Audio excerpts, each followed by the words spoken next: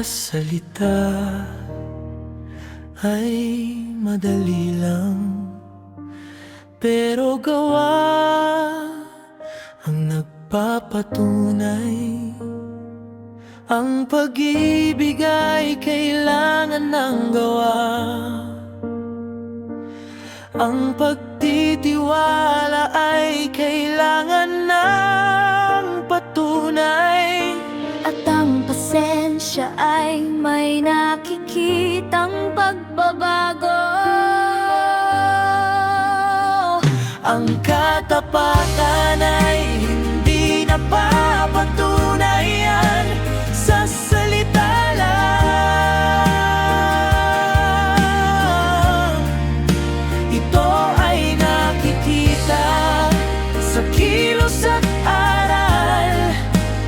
Ang pagmamahal ay dapat makita at hindi lang maririnig.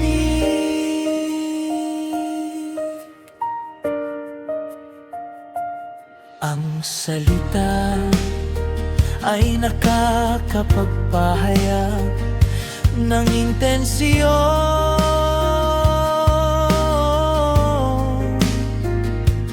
Pero ang ugali ang nagpapatunay ng katapatan.